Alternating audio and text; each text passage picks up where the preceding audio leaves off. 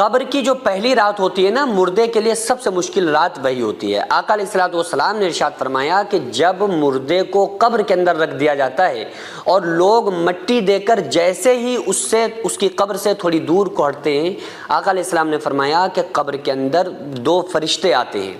جن کا نام، ایک کا نام منکر ہے، دوسرے کا نام نکیر ہے، اور سب سے ڈراؤنی اور سب سے خطرناک اس کے لیے جو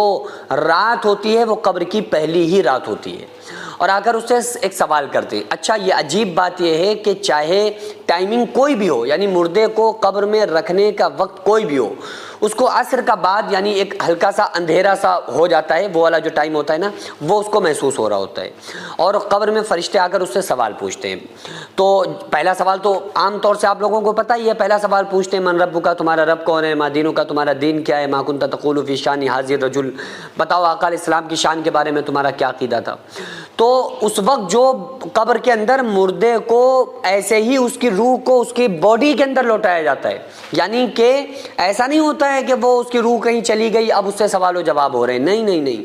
قبر میں اس کی باڈی کے اندر، اس کے جسم کے اندر اس کی روح کو واپس لوٹایا جاتا ہے، اور اس کے جسم کے اندر روح کو لوٹا کے اس سے پھر سوال و جواب پوچھے جاتے ہیں، اس سے اللہ کے بارے میں، دین کے بارے میں اور آقا علیہ السلام کی شان کے بارے میں اس سے سوال ہوتے ہیں۔ آقا علیہ السلام نے ارشاد فرمایا کہ قبر مردے کو اس طرح دباتی ہے کہ پسلیاں ایک دوسرے میں گھس جاتی ہیں۔ صحابہ فرماتے ہیں کہ آقا علیہ السلام نے انگلیوں میں انگلیاں ڈال کر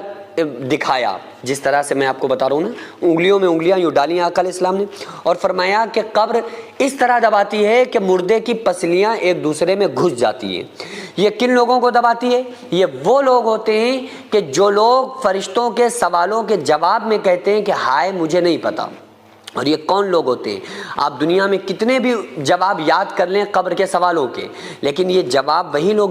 دے پاتے ہیں جو ایمان والے لوگ ہوتے ہیں۔ یہ وہی جواب لوگ دے پاتے ہیں جو اللہ اور اس کے رسول صلی اللہ علیہ وآلہ وسلم کو راضی کر کے دنیا میں زندگی کو گزارتے ہیں۔ آقا علیہ السلام نے بھی فرمایا جب نیک بندہ سوالوں کے جواب دے دیتا ہے نا، تو مردے کے لیے اس کی جو قبر ہوتی ہے پھر وہ 4 فٹ کی نہیں ہوتی ہے، 6 فٹ کی۔ آقا علیہ السلام نے فرمایا مردے کی جہاں تک نگاہ جاتی ہے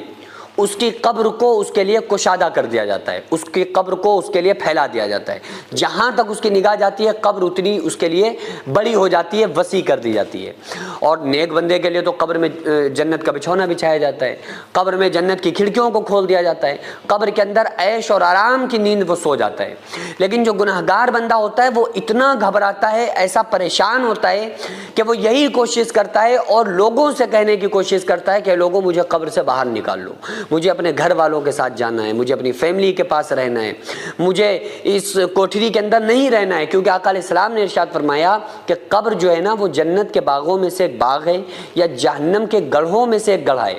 حضرت عثمان غنی رضی اللہ تعالیٰ عنہ جب قبر کو دیکھتے تھے نا تو اتنا روتے تھے کہ آپ کی گنجان داڑھی آنسوؤں سے تر ہو جایا کرتی تھی۔ تو صحابہ کہتے تھے، آپ کے ساتھی کہتے تھے کہ اے عثمان غنی کیا بات ہے، آپ آخرت کا تذکرہ سن کے اتنا نہیں پریشان ہوتے ہیں، آپ جہنم کی باتیں سن کر اور سنا کر اتنا نہیں روتے ہیں، آپ پلسرات کی کو یاد کر کے آپ اتنا پریشان میں نے ہوتے ہوئے آپ کو نہیں دیکھا جتنا قبر کو دیکھ کر آپ روتے ہیں۔ تو حضرت عثمان غنی نے فرمایا کہ لوگوں یہ جو قبر ہے نا، قبر دنیا کی منزلوں میں سے آخری منزل ہے اور آخرت کی منزلوں میں سے پہلی منزل ہے۔ جو بندہ قبر سے نکل گیا نا سمجھ لو کہ وہ اس کا بیڑا پار ہو گیا، وہ جنت میں جائے گا۔ اور قبر میں بھی جو پہلی رات میں کامیاب ہو گیا، یعنی پہلی رات میں اگر اس کے اوپر اس کے معاملات صحیح گزرے، یعنی کہ قبر میں اس کو رکھا گیا اور اس سے جو سوال پوچھے گئے وہ سوال کے جواب میں اگر کھرا اترا تو سمجھیے اس کی بلے بلے ہو گئی، پھر اس کے مزے ہی مزے، پھر چین سے وہ سوتا ہے۔ اور اگر وہ اس وقت سوالوں کے جواب میں پھنس گیا تو سمجھ لیں کہ بس اس کی قیامت شروع ہو گئی، پھر ہر لمحہ قبر کے اندر